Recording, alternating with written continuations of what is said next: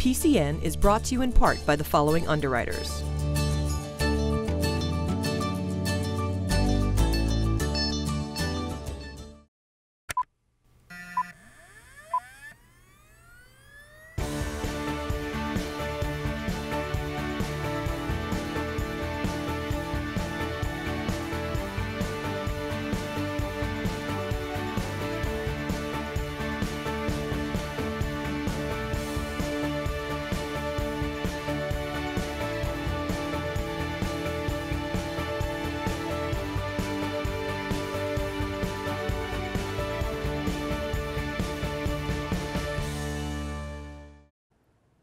Hello, and welcome to PACTV Community News.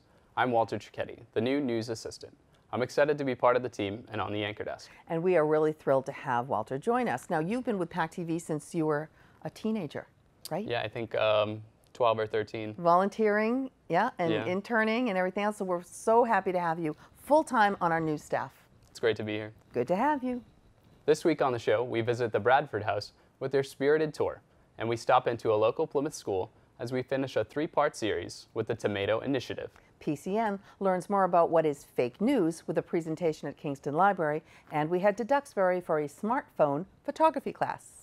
We head to Pembroke High School as they welcome students from abroad with their cultural exchange program, and Town Talk brings Kingston's town administrator to the set. We also bring you some pumpkin decorating tips as we head into Halloween, but we begin at the Kingston Library. Fake news has been around for as long as human beings could communicate. Of course, over time, the methods of delivery have become more sophisticated. Sometimes it's as innocuous as Hollywood gossip, while other times fake news can potentially have dire consequences. Fast forward to 2017, with the advent of Twitter, Facebook, and Instagram, to name a few, where people can pick and choose news that suits their personal narratives and then share it with whomever they want, whether the story has been proven out or not.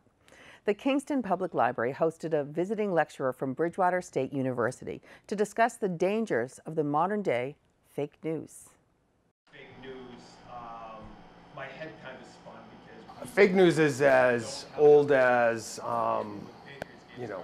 spoken communication when you get down to it. It's obviously mass media really does nothing more than amplifies the message, and the internet has amplified that message even more than we've ever seen before. And so I think over the course of the past 10, 15 years, it's become more of a concern because rather than staying in one social network or one geographic area, now it can instantaneously spread throughout, the world without really any kind of barrier to stop it, to slow it down. And it's kind of a case, once something's on Twitter, once something's on Facebook, it's there and people are going to assume it's real, rightly or wrongly.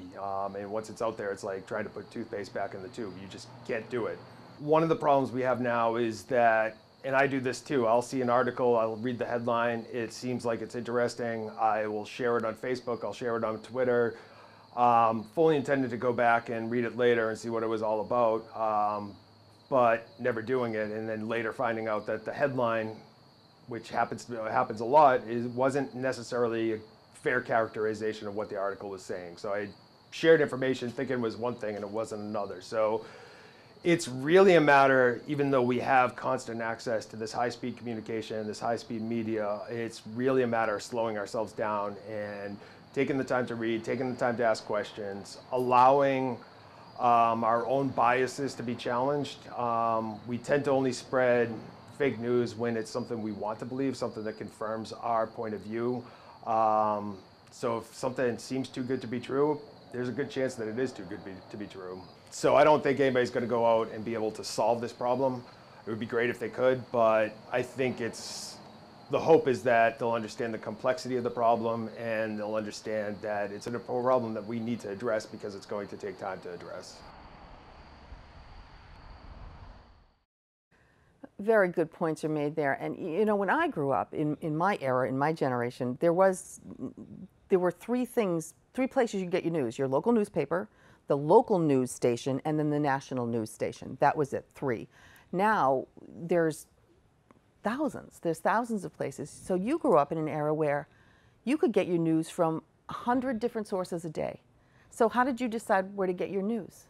Well, you see news on Facebook, on Twitter, hear it on the radio, see it on TV. I usually just look for multiple sources. Yep. And I kind of use my own judgment to see, does this sound like real news? Does Right. this sound Yeah. real? Right, yeah. Have I heard it in multiple spots? Right, yeah. It's something that the kids these days and everyone these days really has to navigate through. Yeah. The tomatoes have all been harvested and finally made into a sauce that the students at Plymouth Community Intermediate School were able to eat with lunch as part of the Tomato Sauce Initiative. Thanks to a grant from the South Shore Community Partners in Prevention and the Community Health Network Area 23, Terra Cura was able to get this program off the ground earlier this year. PCN was there at one of the sites where the kids at the Hedge School planted the seeds. Later, this past summer, we went to the Federal Furnace School and the Algonquin Garden for the harvesting. It only seemed appropriate that we drop by for lunch once it was all made.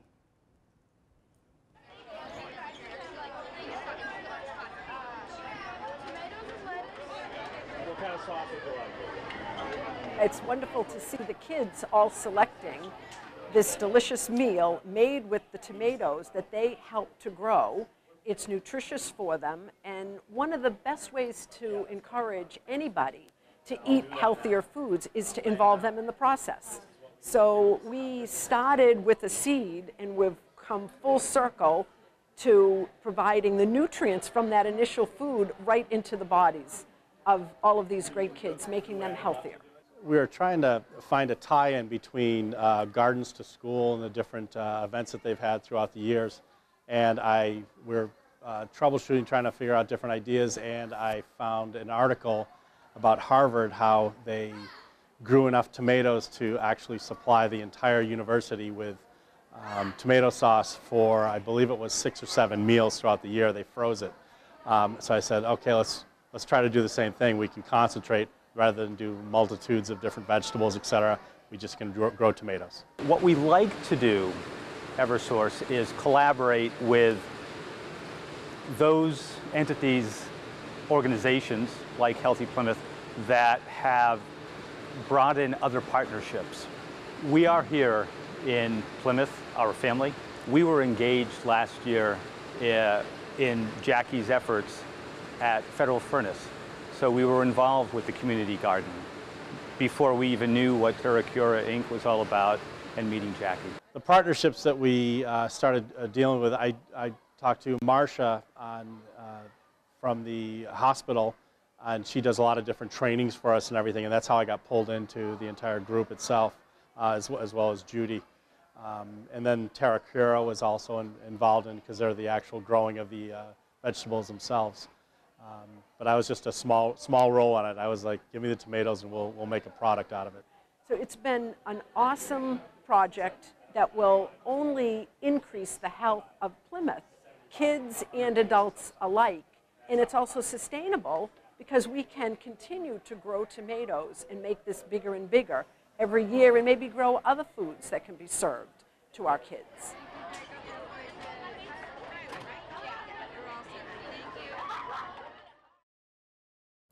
Now in its third year, the Cultural Exchange Program at Pembroke High School looks as though it's here to stay. The program features high school students from Spain who come here and stay with host families for 2 weeks. During that time, Spanish students and teachers attend classes as well as teach elementary school students some basic Spanish, and they all have fun. We're able to speak with one of the 2 Pembroke High School teachers who started this program 3 years ago.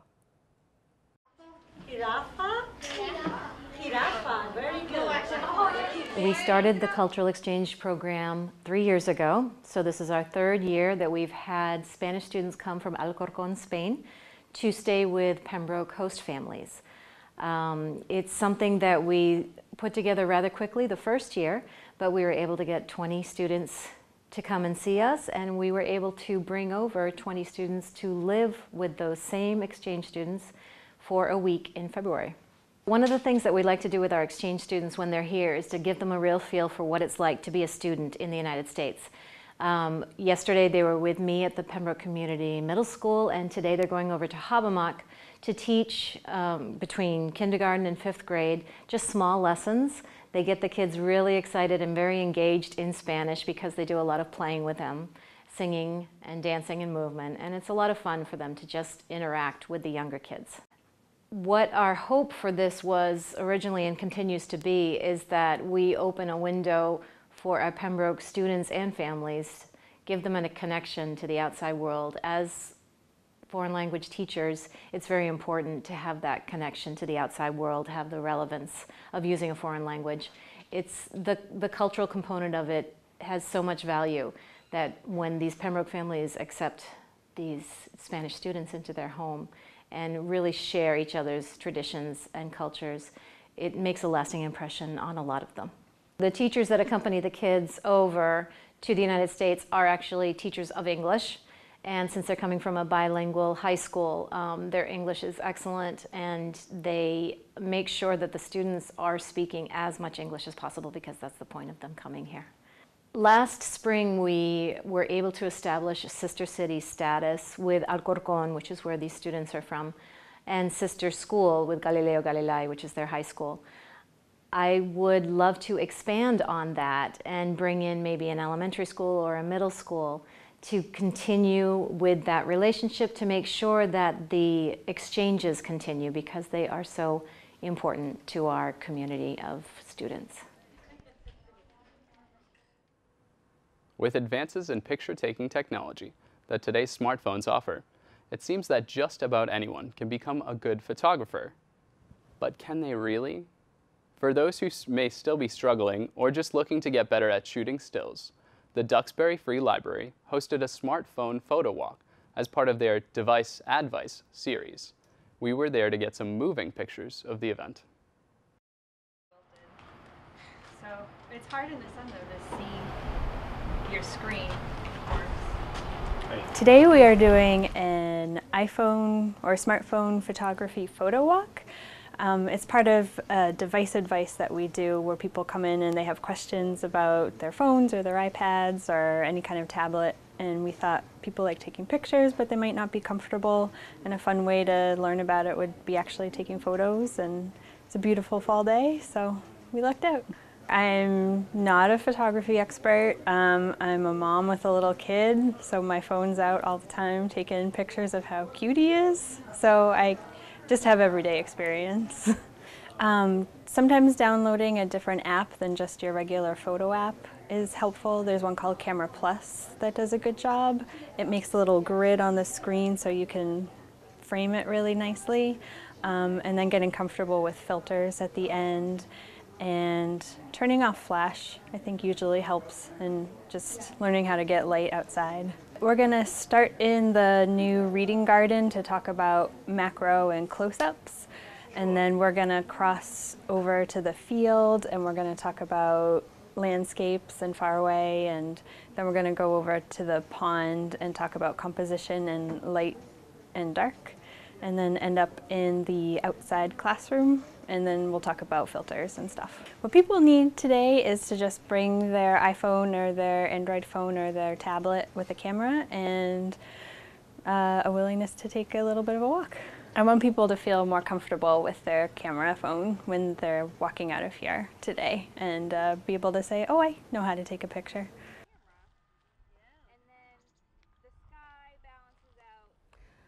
So it just amazes me what a smartphone can do now. You use it a lot for social media, correct? Yeah, I do a lot of social media here at PCN.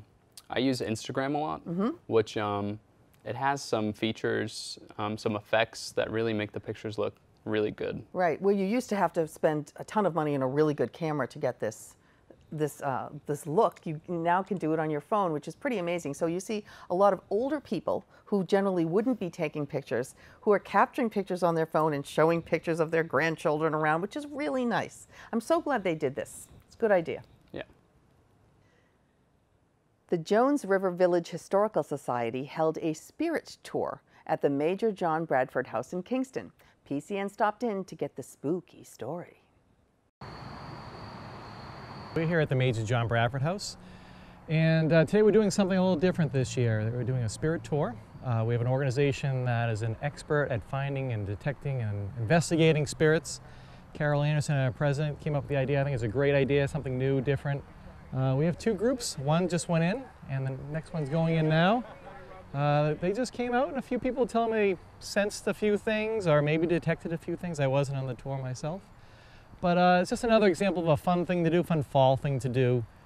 Mixing it up here, just another event, and maybe we'll be doing it next year if it's a success. So obviously we're a historical group. This is a little kind of tongue-in-cheek, little fun type of thing, but there is 300 years of history going on in that house. So a lot of families have lived here over the years. A lot of things have happened. Normally we have just a straightforward history of the town of Kingston, Major John Bradford. This is just a little bit of a different twist. Who knows, maybe Native American spirits nearby because they were here long before the English arrived. Be interesting to see what happens.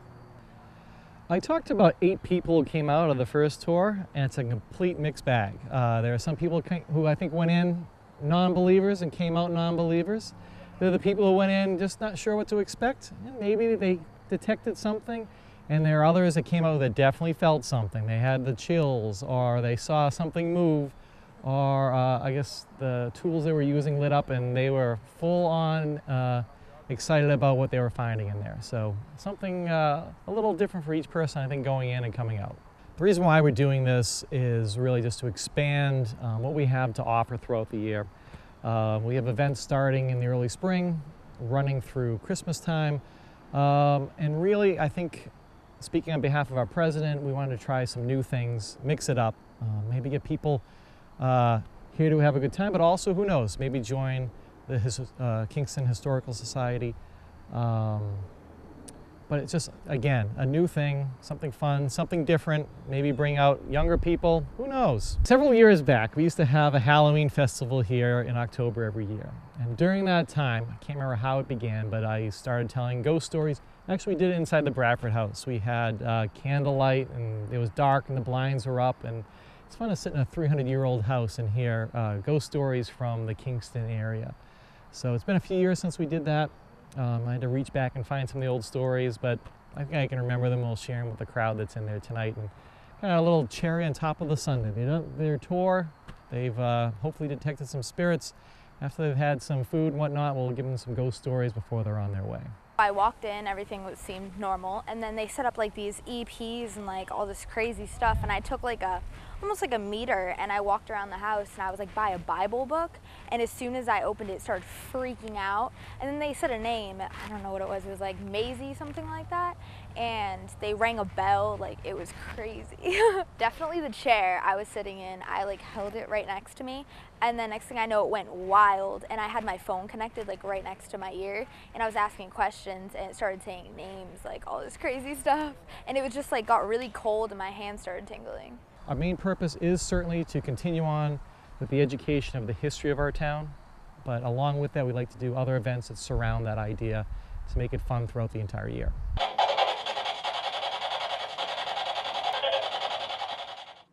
As we head into Halloween season, we wanted to re-air a segment that our own Maureen Boyle did just a few years back that was full of great pumpkin decorating tips. Maureen was married this past month, and our own Maureen Bates is now Maureen Boyle. Congratulations, Maureen. Halloween is a great time of year to have a little good-spirited spooky fun, telling ghost stories by candlelight, admiring the colorful fall foliage. Pumpkins also seem to be everywhere this time of year. So here are a few and safe carve-free pumpkin crafts you can do at home to get you in the spirit. You're going to need a few supplies: some lace, thumbtacks, school glue, a paintbrush, a plastic knife, a pair of wire cutters, a drill, scissors, tissue paper, and of course, pumpkins. The first project is a lace and stud pumpkin. You will need lace, tacks, scissors, and a little patience. The first step is to take your lace and tack it to the bottom of the pumpkin next to the stem base.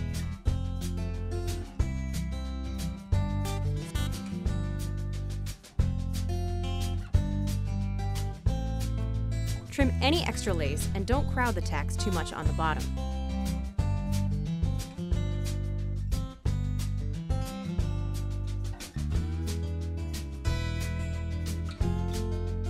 After you've attained your desired pattern, tack a nice bow on top if your pumpkin is lacking a stem. create the crosshatch, carefully tack the lace in an even horizontal fashion around the pumpkin.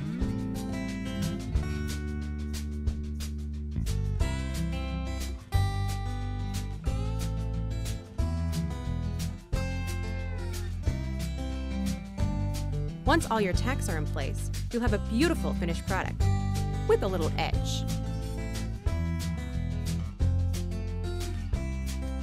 The next project is a papier-mâché pumpkin. This one is a little messy. You'll need tissue paper, glue, water, a paintbrush, and a plastic knife. The first step is to create your glue-water mix. It's a little less glue than there is water. Be sure to fully mix the adhesive. Then brush on some of the glue-water mix and begin to apply your tissue paper.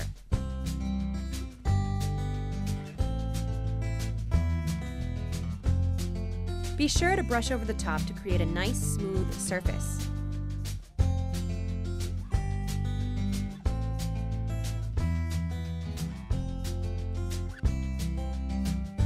Let the wet paper dry for several hours before adding any elaborations. The final project is floral pumpkins. You will need silk or real flowers, a drill, wire cutters, and a piece of lace. The first step is to use your wire cutters to trim off some desired silk flowers. No need for the wire cutters if you're using real flowers. Next, you want to carefully drill holes in your pumpkin.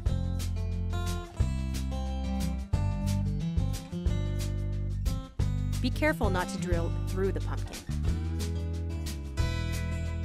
Continue on to create a floral pattern that suits your tastes.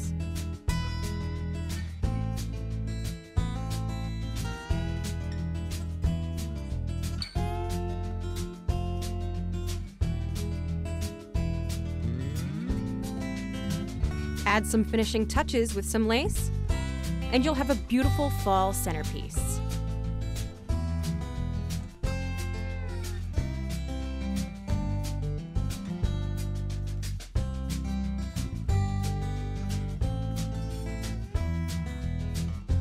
Those are 3 easy and safe pumpkin crafts you can do at home. Tweet us your pumpkin creations at PCN Director or on Facebook at PACTV Community News. I'm Maureen Bates with your Arts and Entertainment Report, PACTV Community News. Today's Town Talk brings Kingston's Town Administrator Robert Fennessy back to our set. Welcome back, Robert. Thank you. Nice to be here again. Nice to have you here. It's mid-October. It's going into town meeting season, so that must be what's on the agenda for us to talk about today. It is. Okay, what do we got going? We have a special town meeting that's set up for November 14th, which is a Tuesday night. Yes. At 6:30 p.m. So it's a little earlier start. We're trying to get we have some big items to deal with. The biggest being the library. Yes. We received a $6.9 million grant from the state to build a new library. The actual cost of the library would be about $15,859,000. That's okay, the so it's almost estimate. $16 million. So it's roughly a $10 million difference. So the town has to come up with the $10 million. Yes. And how are we going to do that? So that's through this special town meeting. There'll be an article to vote on it at the town meeting, and part of that article is that to then put it on the ballot, and the ballot will be heard on December 5th. Will be up for election. And that is because it's a Proposition 2.5 override. Okay, and that so has you to need go to the ballot. that process to go through. Okay. So it's a two-pronged test to get it passed. Yep. A lot of work has been done by the trustees of the library, and the town treasurer has been working on the numbers and so forth. Yep. So they're in good stead to get it in front of the townspeople and see if the townspeople And has the whole thing want to do it. the plans are all made and you can see what it's going to look like? Yeah, the initial plans, but that gets changed now once they pass it and we actually have the money. Bring on the work to be done to get the actual design, but they have a conceptual design. Excellent. Okay, so that's the most important thing at the town meeting. And that's kind of what drove this town meeting to happen. Okay. Because there's a time frame on that too. And the other one is there's also a time frame on the Grays Beach restoration. Right. You talked about this last time. We did. Right. And it's about the living shoreline that they'll develop it into. Yep. Beautiful beach where people can really enjoy it. Right. And you've already started this whole process. We have. Yes. Last meeting, town meeting, we got some money for permitting and for engineering studies, and that's been being done. In fact, and I love to throw this out because people in town can't believe that it's an $820,000 project. Yes, but and with grants, we received a $497,000 grant for the Coastal Resilience Grant, and we also had a $300,000 Land and Water Conservation Grant. So put together, we have at town meeting looking for $22,275. That's all to make up the deficit between the $820,000 to put this in place. So $23,000, you vote on that, and it has to be done and completed by July of 2018, correct? Correct, July 1st. Okay, the whole thing's done. It's a this fiscal year project, and that's why this has to go before the townspeople this November. Okay. I can't wait till May, because No, there's just not enough time to do it. Okay. So those are the two big ones. Yep. We also have the several zoning articles that'll be on there. Some of them to fix a little glitch in the language from last town meeting.